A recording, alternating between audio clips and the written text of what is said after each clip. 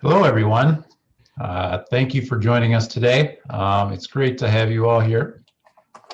Those of you who are Woltman Group clients know that we provide tax and accounting services, as well as a full range of business advisory services to a wide variety of clientele, including those in the not-for-profit industry. Our core focus is enhancing our community through insightful accounting and advisory relationships. If you are interested in learning more about Woltman Group and having conversations that count, please visit our website at woltmangroup.com, or you can call our office at 361-1200. Woltman Group is providing today's webinar, which is the first in a series of webinars to update clients, friends, and nonprofit organizations on the current environment, tips and tactics ranging from assessing your organizational needs and crisis management to methods for continuing fundraising and important stakeholder communication. At this time, I'd also like to welcome today's presenter, Brian Bonde. Brian is a nationally recognized consultant to nonprofit organizations through his firm, Advanced Certified Fundraising, LLC, here in Sioux Falls.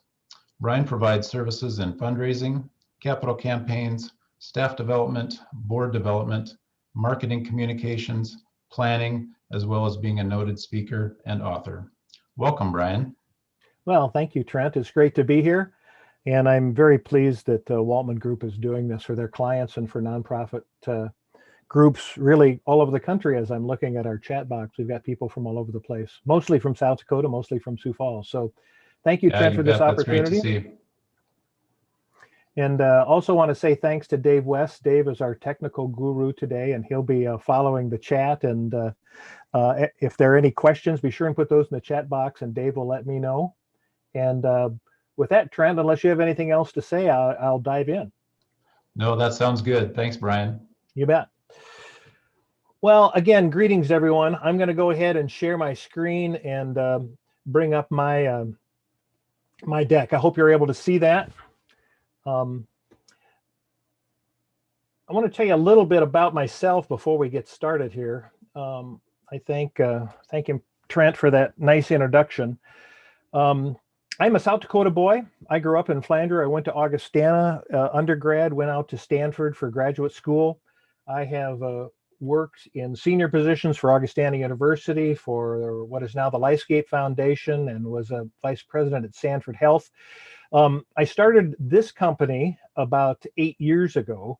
I have been on lots of boards. I've been in lots of situations, and I wanted to create a company that served people out here on the prairie.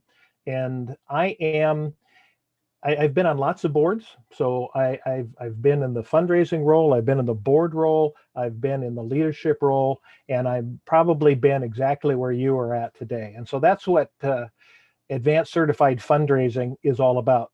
I've been very involved with the Association for Fundraising Professionals, and that is what that ACFRE means. I'll explain that a little more in a second. The theme of my company is working with people that desire to lead great organizations and to raise more money. And like I said, I carry the Advanced Certified Fundraising certification. There's now 115 of us in the world that have this certification. This is one step above being a CFRE, a fundraising executive, certified fundraising executive. There's about 4,000 of those in the world. This is the important thing I wanted to share about my company. I think those of us who work in the fundraising field, working with foundations, working with their organizations, the true meaning of life is to plant trees under whose shade we do not expect to sit. I think those of us in the nonprofit world are there to make a better world. And this is the theme of my company. And so always thinking about what can we do that's bigger than ourselves. And that's what we're going to talk about a lot today. Here's my contact information. We'll put that up later and you'll be able to see that. You'll also be able to email me if you want to make any communication. Today, be sure and put anything that you want into the chat, and Dave will get back to me, and we'll use that chat function for our question and answers. And any messages you need, you can put them there. I want to again say a special thank you to the Woltman Group for what they're doing today. We've been talking about this. Eric and I have been talking about this for a number of months, going all the way back to pre-COVID days. And so it's nice to be able to put this together, and I really appreciate the Woltman Group making this available. So let's dive in. Here we are. It is unbelievably the first part of November in 2020. We have met the COVID crisis, and we've gotten to this point. I remember using a slide early on in the crisis of a train blocking the road. It came on fast. We didn't know how long it was going to last. And those people that sat there waiting for the train to go by now have been left behind. And the rest of us who moved on are sitting at a crossroads. What do we do now? We've pivoted and we've pivoted and we've pivoted. We still have to think long term. We've got some different roads to take, but keep your eye on the horizon. And that's where we want to focus today, is what are some of the next steps? What's happened since COVID? What's going to happen in the future, and what can we do as a nonprofit organization to make the most of that? So first of all, you've heard it before, we've got to take care of ourselves. I think we're getting to this point in this situation where it's getting to be pretty trying on all of us. And as we have moved away from just locking ourselves inside, we've seen the COVID numbers go up. And I think as we get into the winter, it's going to be even a bigger challenge. So be sure that you're taking care of yourself, because if you're taking care of yourself, then you're going to be able to communicate well to your potential donors and to your constituency. Just like being on a jet airplane, we need to put our own face mask on first before we help others. And hopefully, I know I went through a period of time where I wasn't living very healthily during the COVID crisis. And I decided to get my bike out and get back out on the street and do some things that made me feel good. And I think one of the most important things we can do is to stay in touch with each other. And I think especially with our donors. I was having a conversation with one of my clients this morning and talking about how good it makes her feel, no matter how she communicates, to be talking with donors. And I think for those of us who work in this business, it's a communication business. So if we're staying in touch with people, it's going to make us a little healthier too. And so if we can be calm and we can get calm and stay calm before we communicate with our donors, we can be the leaders, and we can get in a leadership mind frame and get grounded and communicate more, not less, to our donors. I want to start off today with thinking about what is happening out there. What is going on? And I think one of the first things we need to do before we have that discussion is to understand a little bit about wealth and capacity. It's difficult to do fundraising if you don't have some understanding of wealth, where wealth is, where wealth lives, because it's those people with capacity that allow us to support our nonprofit organizations. So let's talk a little bit about what that means. When you look at this, the average US consumer unit, I hate to talk about people that way, but we're talking people right around the age of 50, 1.9 vehicles, 67% own homes.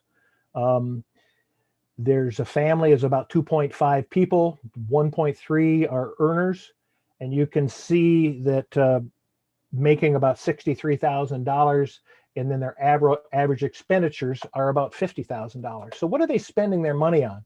Well, you can see from this chart: food, alcoholic beverages, insurance, pensions, education, apparel, services, healthcare, miscellaneous, housing costs, tobacco, transportation, reading, and there it is, cash contributions. This is the piece of the average American's pie that those of us who are nonprofit organizations are looking for.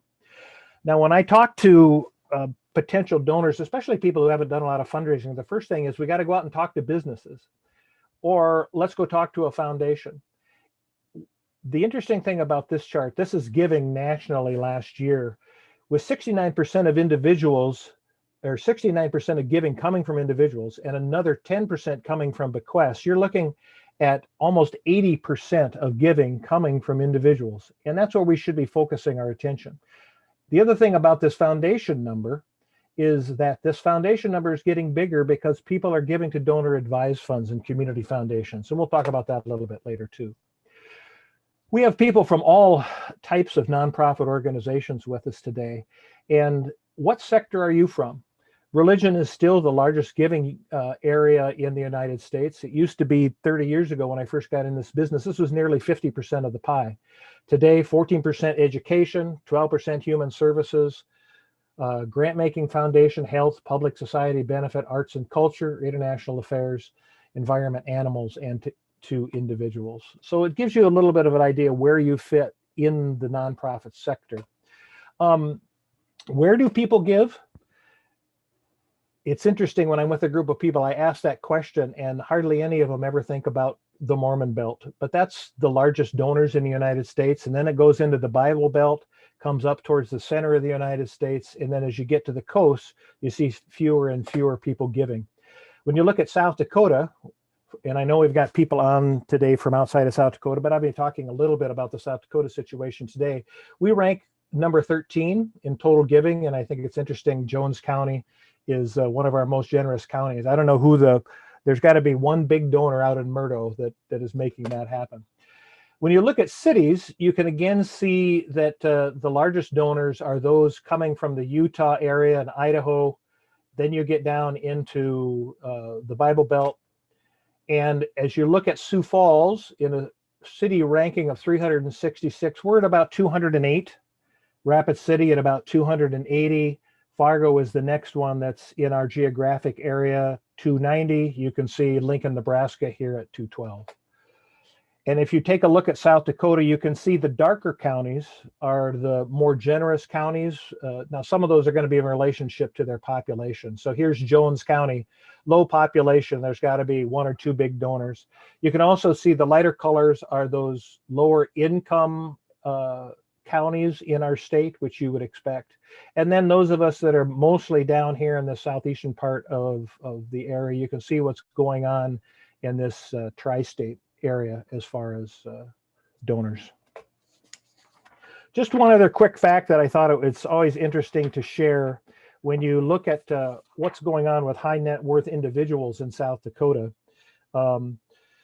These are people whose net worth, we're talking about net worth, is their total wealth. We're not talking about their yearly income, but their investable income is in excess of $1 million. There are about 14,000 of those in South Dakota, or 4.3%, and 150 high net worth individuals in South Dakota with a net worth of over 30 million or more.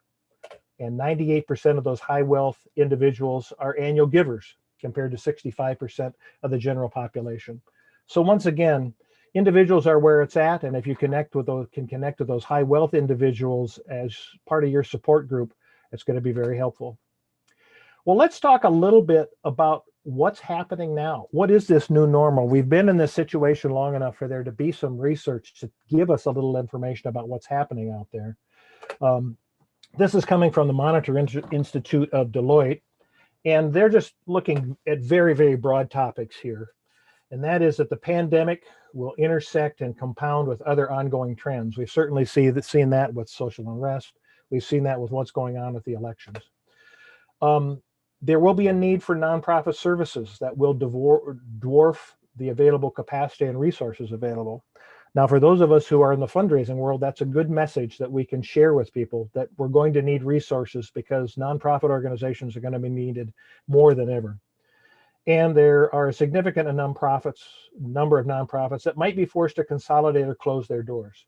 Some of that will have to do as to what goes on with any federal aid package that comes in, but hopefully, if we can be out there with successful fundraising programs, that won't happen as much. Further looking at this, impact from the crisis will fall disproportionately on communities of color and other marginal groups, other marginal populations, which would be what we would expect. And the difference in outbreak rates and reopening strategies are going to be crazy all over the country. And I think even within our own state, depending upon in an urban area, like currently in Sioux Falls and Minnehaha County, we have some of the highest rates of COVID in the country. That's happening in other areas. Some other areas are not hit quite the same way. What are some of the other concerns in South Dakota? Benchmark's group out of Rapid City did this study, and the vast majority of South Dakota nonprofit organizations felt like they were negatively impacted. Now, this goes back to April. And what were their concerns? When they were asked about their 5 top concerns, they talked about issues like this: decreased donation contributions, decreased fundraising opportunities, securing general operating funds, not being able to meet with clients and customers in person, the ability to return to previous levels of service. And you can go ahead and read some of these other ones as we get further down here. But because of this concern, decrease in donations and fundraising opportunities, I'm going to be focusing a lot on that today. Now, what has happened to fundraising since the crisis happened? Well, this is coming from the Chronicle of Philanthropy, and you can see that with social and human services, things haven't changed very much. They've dropped a little bit. When you look at faith-based organizations, it's much the same. It's dropped a little bit. Healthcare and hospitals, nonprofit hospitals have actually increased, which you would kind of expect during a health crisis like this. Environment has dropped, education has dropped, and then arts and culture. This is one of my big concerns. This is one of the areas I'm most interested in. I sit on the South Dakota Arts Council, the Board of Arts Midwest, and Arts South Dakota. And we have done with Arts South Dakota fundraising to help those struggling artists. And I think that's a good example of what is your organization doing to be responsive to the crisis, because that's what your donors want to hear about, is how you're helping change things. But it is a real concern. And I think these organizations that rely on a revenue stream based on gathering people together are going to be the most challenged during this time. I want to talk a little bit about what has happened. We saw what happened in that first quarter. What's happened since then? And the Fundraising Effectiveness Project is a cooperative effort of the Association of Fundraising Professionals and a number of organizations that fund this research. And for the most part, when I tell people that fundraising has been good, they get a surprised look on their face. But for those organizations who have continued to fundraise and have been out there staying the course, finding effective ways to reach their constituency, they've been pretty successful. In the first quarter of 2020, we were behind. And that was when we were first getting our feet under us as far as the COVID crisis. And then things changed. And giving increased in the second quarter by over 12% over what happened in 2019. The number of gifts of less than $250 increased by almost 20%. And more donors gave repeatedly to the same organization. Now, this is an important point, this last one, is that those donors who have been longtime givers understand that our organizations are struggling and they're willing to help. Some other highlights from the effectiveness study, and that is that donations and donors are actually the highest we've seen in 5 years. And the new and recaptured donors increased in the second quarter. Now listen carefully to that. Donors that were new to the organization increased, and then those recaptured donors, we're talking about donors that have had a relationship with the organization in the past. Where we saw a sharp decline was in those new 2019 donors. These are people who came to us as donors last year. We weren't real good in retaining them. And part of that is that repeat donors are coming from people who supported us in the past.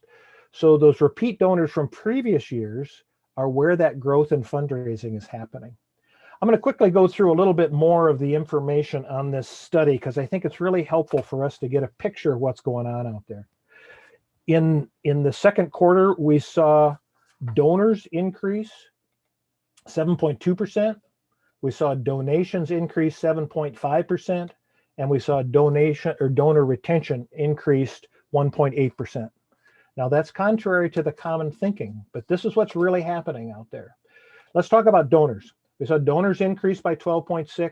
We saw newly retained donors drop, which is what I talked about, those ones that we may have gotten last year. We didn't retain those. We acquired them last year. Retained donors is up by 3.6%, and recaptured donors, look at that number, up by almost 16%. These are people who have been your donors in the past and now have come back.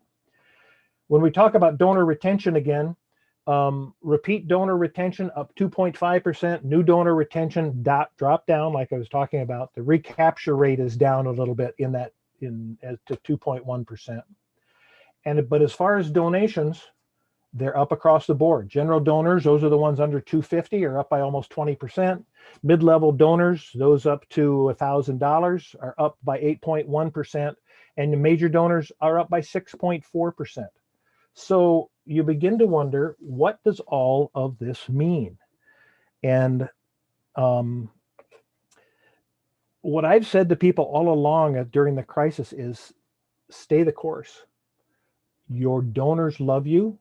Your donors want to help. Your donors know that there's a crisis.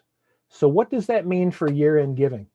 As we look at what's going to happen at the end of the year this year, this is from McQueen Mackin and Associates.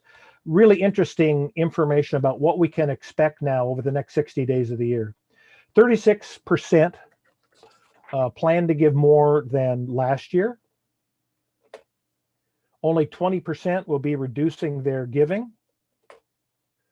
77% have already given as much or more in 2020 as in all of 2019. So that's 77% have given more than they did all of last year already. And 70% of donors who plan to give more said that a family member's or a friend's health had been affected somewhat or a lot by COVID-19. So the pandemic is close to people's hearts and it's close to their lives. And the more that we can communicate what our nonprofit organization is doing to be responsive to the pandemic, the more success we are going to have. Further, looking at the end of the year, 39% of donors have increased their online donations in 2020. And people always talk about, is direct mail dead? No, it is still more popular. 55% responded to direct mail appeals in this last year, and that's since the crisis started. 55% responded to a direct mail appeal, 46% to social media, 39% to email, and 30% to online events. As we look further, 69% who gave more than $100,000 annually, they plan to give more. 37% who make more than 50 plan to, 31% of those who make more than 50,000 or less than 50,000 plan to. Significant numbers as we look at what's going to happen. And I hope that you have your year-end strategy in place and you are ready to go out and start making those year-end asks, because people who care about your organization are ready to hear from you. So what's this all mean? Again, stay the course. I think about a few of my clients, and there were just a couple of them. When the COVID crisis hit, they stopped. They backed off. And I heard of that around the country. I know that there was a friend of mine who's a consultant on the East Coast. There was a symphony who actually shut down, fired their people and said, okay, we can't do it. And luckily she was able to talk them into, no, we got to be out there on the streets, hire your people back, and let's not panic over this. And those organizations that have stayed with this have been pretty successful. I used this slide early on in the pandemic because it shows what happened during the recession in 2008. And you look at what happened, there was a quick bump and a surge in emergency giving, and then they hit a slump. And then it returned, and then they hit a new normal. Well, this is sort of what we were all banking on last year, that this would, or last spring, that this is what would happen. And what we've really seen is, because we're not in a recession, we've seen this bump continue. And people know there's a concern, but it's different than a normal recession. And it's different than what happened in 2008. You know, this takes a look at what happened in 2008 based on the S&P, and the Standard and Poor's dipped, but giving remained the same. So how does that apply to us now? There are certain people who have been severely impacted by what's going on with the crisis, but there's a lot of people who haven't. Let's take a look at just what's happened in the stock market since the first of the year. Now, this is as of 5 o'clock last night. I think we're all aware of what happened when we hit this giant slump right after the crisis hit. But look at that. And then you look at what's happened in the stock market a couple days ago. So those people with assets, those people of capacity that should be your number one prospects for fundraising, are doing pretty well. So don't pull back on your philanthropic and fundraising programs. If you can not pull back on staff, get out there, practice good stewardship, keep doing the philanthropic work and the relationship building. And if your mission matters, ask people to help. And if you ask them to help and keep good track of the good and heartwarming stories and share them, there's a good chance for success. And so I think it's very important that you be talking to your donors, board members, and volunteers now, and call them. One of the strange things that's happened since the COVID crisis happened is that people actually answer their phones. And I think for those of us who are fundraisers, we know that sometimes is tricky. Donors are our organizational family, and we need to support each other as family. And many of your best supporters are socially isolated. They're lonely. They may be older, and people are picking up their phones. So who do you call? Go to your database and identify your best friends. Start at the top and work down through the donors. It's a lot like a capital campaign. Now, those of you who have been fundraising a while, you know about the fundraising pyramid. If you haven't, people generally move and make a first gift, and then they make larger annual gifts, and then they move up to making major gifts and legacy gifts, those planned gifts. So the first people we want to talk to, we go from top down, is we want to talk to those major gift donors who have been long-time supporters of the organization. And we want to go top down of your very top best donors, and we want to go inside out. Go to those people that are closest to you, your board members and your volunteers. That is exactly what the data has told us where the success is. And really no surprise. I mean, it's what we as fundraisers and those people operating nonprofit organizations should be doing. It's all about relationship building. It's all about maintaining those relationships and connecting with the people that are most important to you. Now, a couple of things that we need to consider. One is that we don't manage our donors' pocketbooks. One of the things that I have been hearing for 6 months is that it's just not the right time to ask. And I think that's very presumptuous of us to try to manage the wallets and the purses of our donors. That's not our job. They'll do that. We can't assume that our donors are in the same situation as some people we know, or that our donors are in the same situation we're in, and that they're not open to supporting us. Most people still have their jobs. Most people still have their money. Most people still have their investments. So it is our job as fundraisers and as executives in our nonprofit organizations to tell our story. Donors are wondering how we're doing. Have you told that story? Here's what we're doing. Here's where we've had struggles. Here's where we've had successes. Here are the great stories that how we've impacted those people that we serve. Or if you're an organization who, because you're an arts organization or a theater group or something like that, you haven't been able to serve in exactly the same way you did before, tell them what you're doing. Here's how we're treating our staff. Here's how we're trying to get by. Here's how we're using the web to get things online. But donors are wondering how your organization is doing and how they can help. And if you don't ask, they can't help. And asking people to engage in your organization is a key part of building the community that helps support nonprofit organizations.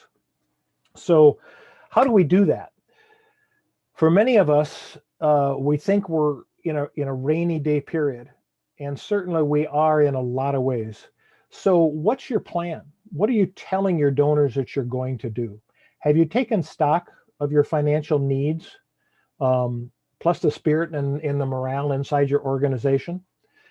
For many people, this is the rainy day we've talked about. For many people, they're isolated. For many people, they're dealing with family members who may be sick, or they may be sick themselves. We need to figure out, how is it that our organization is connecting with the situations that we have in our society today? This would be our temporary case of support.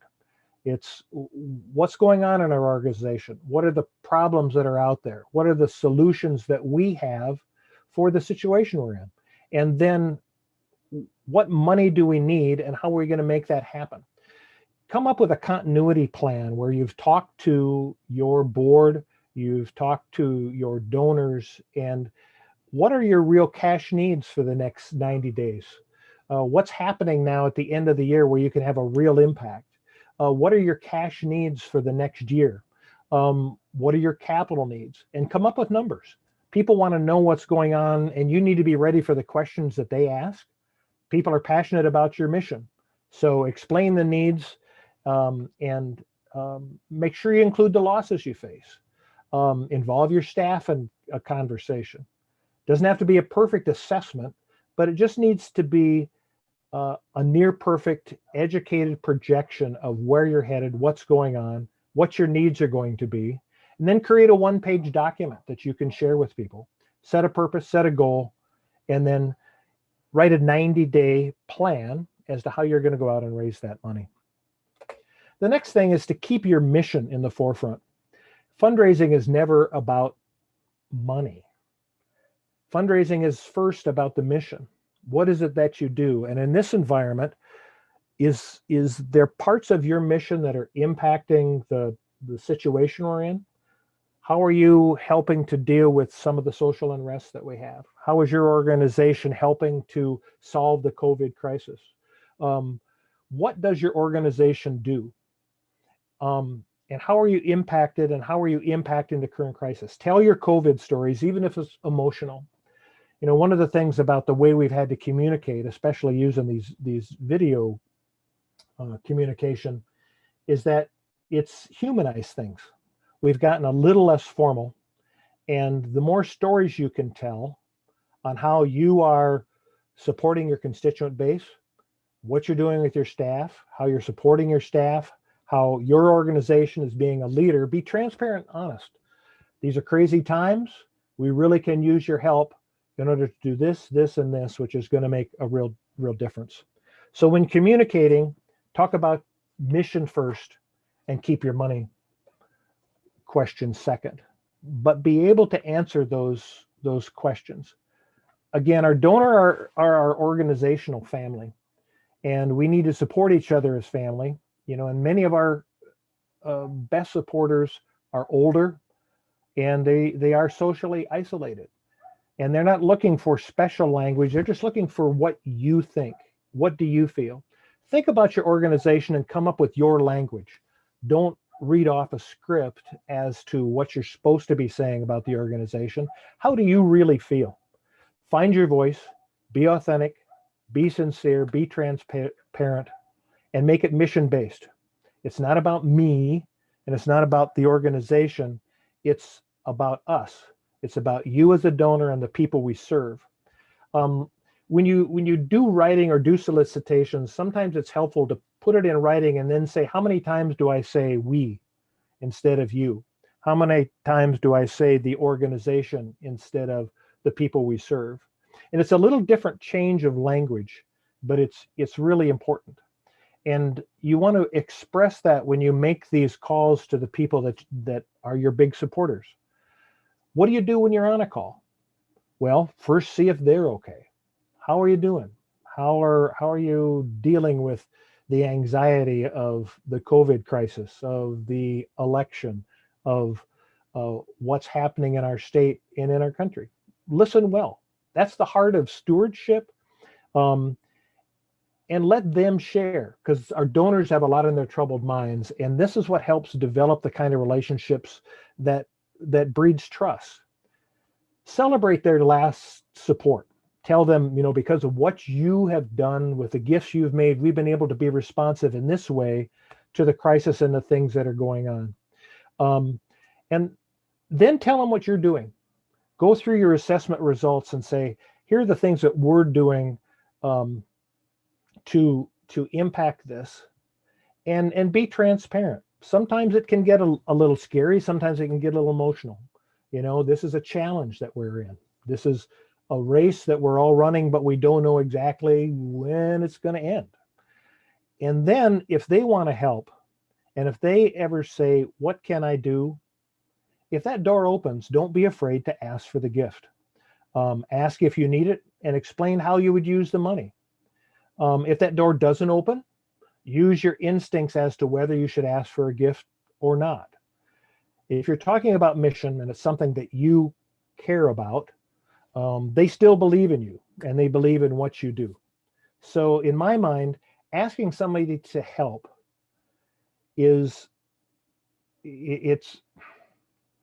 asking someone to help your organization and an organization that they love, I think it's the ultimate service to a donor, because what they want to do is they want to help. And that's why we've seen those numbers go up in the way that we have. I also want to make this comment. Don't forget about the donor advised fund. People will give from whatever resources they have. But after the tax bill of a couple years ago, a lot of people, to try to manage their deductions, put money into their donor advised funds. And if you have a relationship with someone that you can, where you've developed a relationship far enough, and they say they want to help, but they're not sure how, ask them if they have a donor advised fund. A lot of people give money through their community foundation. Get to know your community foundation staff, whether it's here in Sioux Falls, whether it's the South Dakota Community Foundation, whether it's a community foundation in Austin, Texas. Get to know your staff at the community foundation so you know how to help your donor through the steps to get a gift from the donor advised fund to the organization. And then start your own fund in the community foundations. Those in Sioux Falls should have a fund in the community foundation so people can easily give to you and transfer within the foundation. Do the same thing with your statewide or the foundation in your community. I want to talk a little bit about the technology, but before I do that, I'm not able to manage the chat room. And Dave, I don't know if there's anything, or if anybody's put anything in the chat room we should address at this point, or should I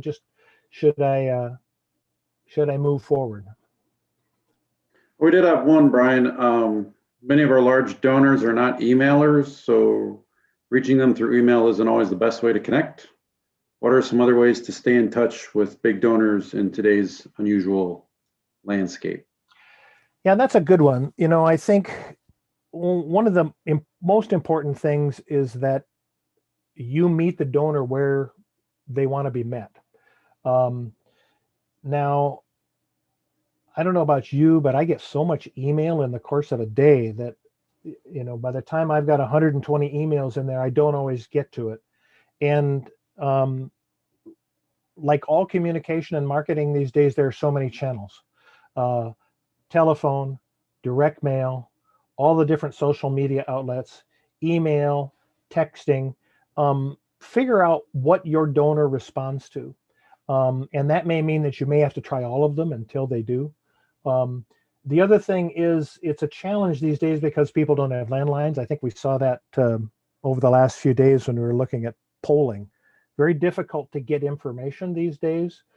But if you can connect with your donor and get your donor records up to date so that you can put in your donor records, Joe really likes to get a text as an introduction and then set an appointment via email in order for us to make a phone call. Every donor has a little bit of a different process. And so that sort of leads into my next conversation here about using the technology. I don't know about you. I put these. Let me get this going here. I put these eyes on this screen because after you've spent a day of 8 or 9 hours on Zoom, your eyes get a little bit crazy. But I want to talk a little bit about how do we connect with people using the technology. You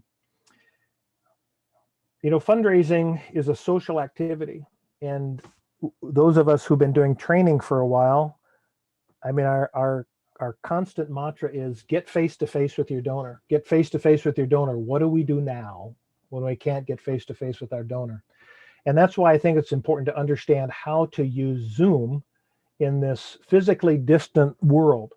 It's important to stay socially connected, even though we have to be physically disconnected. Now, how do you do that? Well, I have been in my own work, I haven't met face to face with a client maybe a couple times since March 14th, but I still keep up my relationships because of the technology that we have for us. But it's important that you go to your supporters. It's unlikely they're going to come to you. So how do you set up the process of communicating via the technology that we have available? First of all, be safe in your solicitations and your conversations. It's difficult because there aren't rock solid rules. Some donors have no hesitation meeting person to person, but if you're not comfortable in that, see if there's another way you can do it. I know I've got a child with disabilities at home, so I'm not able to spend time in the community in the way I want just because of the risk I might have on my son. So do what feels safe for you, but also do what feels safe for your donor. Ask them how they want to talk. And certainly by now, I think someone had said we've moved almost 20 years in the adoption of technology because of COVID, and I think it's going to change how we work from here on out. But there are still some people that don't know how to use video or aren't comfortable with it, especially if you've got an elderly person. Maybe you can help them in the process of how to use video. When you're going to have a conversation where you've developed the relationship, you've been talking, and you're ready to start doing a solicitation, I still think it's helpful to send your materials in advance and to send them in paper so that people can see what you have done in your assessment and what you need their money for and what's going to happen. Another thing about using Zoom, it has humanized us because all of us can sit and we can look at, oh, look at their office or look at their kitchen, or and I put a jacket on today, but most of the time I'm in a shirt. And Zoom humanizes, but I'm still amazed at sometimes what people do when they get before the camera lens. You know, they sometimes haven't done the things that they would do if they were going into their office. So yes, it humanizes, it makes it easier to communicate, but you also want to act and look professional. I'm doing a webinar today. You've seen a lot of slides, but when you're using Zoom to communicate with your donors, don't use many graphics. Use the faces and have a conversation with your donors. It's not a webinar like we're doing today. Use simple graphics, use less text, then limit the participants to a minimum. When we do solicitations, it's always helpful to have one other person there, but I wouldn't go much beyond that unless you need some expertise to be able to talk to your donor, to tell them about what's going on with your programming. This is always true when you're doing a solicitation, and that's to plan and practice what you're going to say. But I think it's especially important when we're in front of a camera. And if things don't go right, don't worry about it. Okay, the dog comes into the room or the kids come by, acknowledge it. Don't pretend it doesn't exist and move on. And then most of all, test and know your equipment. Dave and I had or at least I did. I don't know if Dave did. We had a heart attack because we got on about a half hour beforehand, and I went to click into my Zoom and my computer froze. And I thought, boy, am I glad we're doing this a half hour ahead of time instead of when we've got 70 people online getting ready for the webinar. The last thing that I have here as far as using Zoom and video technology is if you're going to do a solicitation, you still have to ask. And it amazes me how many people go out to do fundraising, but they never ask. And asking means asking. And that's why I put this at the bottom of the screen. At some point, once you've gotten everything done and you've had the communication and they're ready to be asked and you're ready to ask, you have to say, Bill, would you consider a gift of $3,000? Or whoever it is, what's the appropriate amount that you have decided is good for that donor? And then ask the question and then wait quietly and get their responses, because those responses are going to have the most information for you. They're going to tell you exactly what type of gift they want to make and how they want to make it and how you can help your donor feel the joy of giving. Let's talk a little bit about the CARES Act. There were some things that happened with the CARES Act that are really helpful, especially as we look at year-end giving now. There are special donor benefits here in 2020 coming from the CARES Act. And I'm not going to get in too much detail here, but for non-itemizers who are taking their standard deduction, this year, they can also write off another $300, or if it's a couple, they can write off another $600. That can account for some nice tax savings. Further, for those itemizers, this is really important. They can deduct up to 100% of their gross or adjusted gross income. Normally, that's 60%. So if you've got a donor who has a large asset, so I was talking with a client of mine who is going to receive a house. Well, one of the reasons the donor decided to give the house this year is because they can deduct more this year. In another situation, working on a capital campaign, one of my clients has promoted people paying off their pledges early so that they can get 100% of the deduction, not just the 60%. One other thing that this 100% deduction does is it opens up the possibility for those over 59 and a half to make a charitable contribution using your IRA. Now, normally that doesn't, the math doesn't really work, but this year, if the gift would be large enough, it could have some significant impacts. Some other things from the CARES Act, corporations, just like individuals, are able to deduct more. Up to 25% of their taxable income, not just 10%. And I also want you to remember that people over 70 and a half, this isn't a CARES Act thing, but people over 70 and a half can give up to $100,000 tax-free directly out of their IRA by using a QCD, or a qualified charitable distribution. I think that's about all I'm going to say on the CARES Act. But if you're not promoting this with your donors, it's something that is very special this year. And I'm not sure we'll see it happen in 2021. It will be interesting to see what Congress decides to do as far as any further, I don't know, legislation in 2021. I'm not going to talk a lot about event fundraising, but I think a lot of us have learned what can happen with virtual fundraising. It's evolving very quickly. I think about when I spoke at the International Conference of Fundraising for the Association of Fundraising Professionals last March, and that was one of the first virtual conferences that happened. And I remember how groundbreaking that was. It seems like eons ago, but that was only 6 or 7 months ago. And things have changed a lot. So look for resources as to how you can do your event.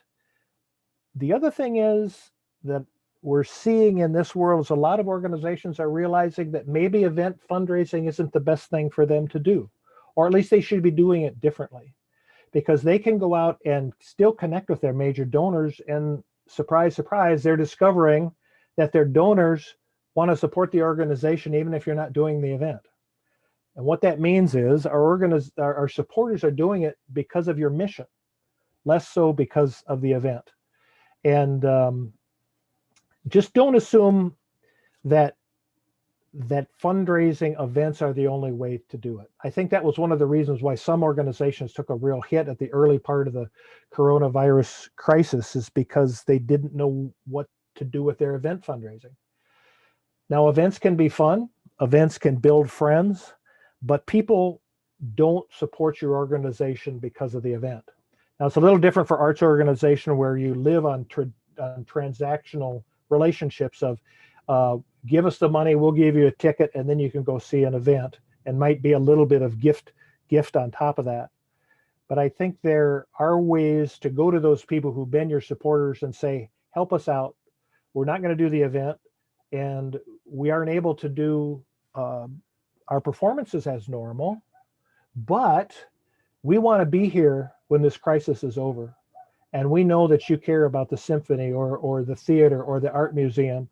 And if you help us now, we'll make sure that we're here to lighten the spirits and lighten the load when this crisis is over. And I think that's one of the key things, is remembering that you offer the joy of giving at a time when we all want to feel better. You know, don't deny your supporters that joy of giving. People want to feel like they're part of a solution. They're desperate to help, and donors are wondering how you as an organization are doing, and they want to feel the joy of giving by supporting you, especially now. I think this is also a time where we can build trust and to do good with our organizations. It's a time when we can build confidence, or we could destroy it. We need to be truthful about our situation, even though it's not pretty. We need to acknowledge what our personal situation is in this crisis. Then we need to facilitate the communication the donor wants. Maybe they want to talk to the CEO about what's happening. Maybe they want to connect with your board chair. It's your responsibility to help make some of those things happen and keep the gratitude coming. Our donors will see through untruths and they'll give someplace else. Philanthropic giving grew out of this whole idea of civic society, where, especially here on the plains, people got together and built a barn, or they built a church, or they built a hospital. They got together and built it. That spirit still lives, and people want us to get through this. People want us to get through this crisis. We have to remember that there's a storm going on, but everybody's in different boats. We're not in the same boat. We're just in the same storm. And when people are sailing and the wind goes wrong, you have to grab the rope so you stay on board, and then you figure out how to set the sails. So don't make assumptions about your donors. It's not insensitive. It's not insensitive to communicate. It's insensitive not to communicate. So don't assume people won't give. These last few months have shown great fundraising success, as I showed earlier on in the webinar.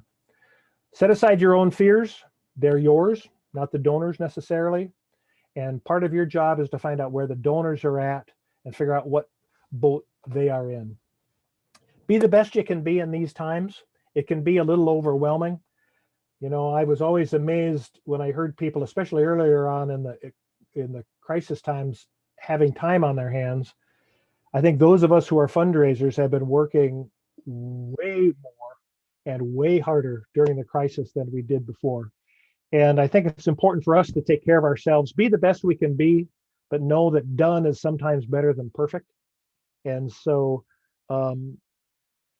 people just want to know about your organization. They want to know about your commitment to the organization.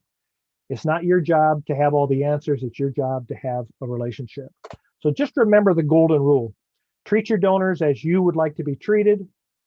Beat their expectations. Email, send a card, call, Zoom, and most of all, ask. We've got a few more minutes, and I don't know if there are any more questions that may have come in. Dave, I'm going to stop my sharing here for a second and see if there are any more questions that anybody might have that came in through the chat function. Yeah, Brian, we did have a couple. Nancy's wondering if they need to hold off this week with the election uncertainty. I don't think so. You know, it's very interesting I think we all have anxiety about what's going to happen, whichever way it goes. I don't see any reason to not continue your relationship building. You know, in times of crisis, we tend to pull back, when in fact, in times of crisis, what donors want is to be closer to your organization. I think especially those older donors, those elderly donors, those isolated donors, those donors that are in nursing homes or in care facilities or are unable to get out. I think there's a great opportunity to build relationships right now. You don't need to call them up and say, what do you think of that election? No, call them up and say, how are you doing? And let them tell their story, and then tell them what you're doing as an organization and how you're impacting the things that make them nervous. And the election will be what the election is, But I think I found it just very interesting to watch what the stock market did yesterday with all this turmoil with the election. The stock market took off. Now I know that was because of the difference between who they think might be president and what the Senate might be. But I think there's more to it than that. This is a different type of crisis. This isn't like a recession. This is something where we think there's going to be an end. So I would say, don't let the election stop you. Part of that is, again, like I said, we're in the same storm, but different boats. And while you may be nervous and upset about the election, don't assume that your donors are. Great. Anything else, Dave? Yeah. Jen is wondering what suggestions you have for organizations that haven't yet developed a strong donor base. That's a little more of a challenge in this crisis. I think when you saw the numbers, what donors seem to be doing is they seem to be running back to their organizations that they've had long relationships and believe in. If you're a new organization or you don't have a donor base, you need to figure out, first of all, what's the mission, vision, and what's the exciting things that your organization is doing. And then where are there donors that are similar to your organization? How do you connect with those people? If it's a religious organization, where are there other people like those people? If it's a healthcare organization, where are those people that need and care about those services? I'm not saying not to do acquisition, because I think nonprofit organizations always have to do acquisition and try to get new donors, but it is more difficult to do that in this environment. But like everything in this environment, don't stop. Just because we're nervous doesn't mean that our donors or other donors aren't out there wanting to hear the story about what makes your organization exciting and important to our community. Right. And we did just have another one come in, Brian, if we have time for it. Sure. Christine's asking how you feel about initiatives like Giving Tuesday. It's always right after their annual fundraiser, now just before year-end giving. I have a mixed relationship with Giving Tuesday. I think it's something that you need to be connected to. You need to be out there. You need to be a part of Giving Tuesday, and Giving Tuesday over time has gained some momentum. Certainly it raises more money than it used to, but what I say about Giving Tuesday is use the time before Giving Tuesday to bring in some major gift donors who might be matching donors to your Giving Tuesday activities. But don't spend too much time on Giving Tuesday. I see a lot of people spend a whole lot of time and energy and are consistently disappointed that they don't get more out of Giving Tuesday. Now, Giving Tuesday can help you build some major donors that men can be matched that day. Here in South Dakota, through Giving Tuesday and South Dakota Gives, there are some really nice grants that come through that. But I think you have to be there for Giving Tuesday, but I struggle with Giving Tuesday a little bit because what giving is about is pulling together what the donor believes in and cares about and the organization that has that mission. And that's the magic of philanthropy. Giving Tuesday really focuses on a day of giving. And so that trying to make that connection is a little more difficult. It can be done. So I say be at Giving Tuesday. If you're not an organization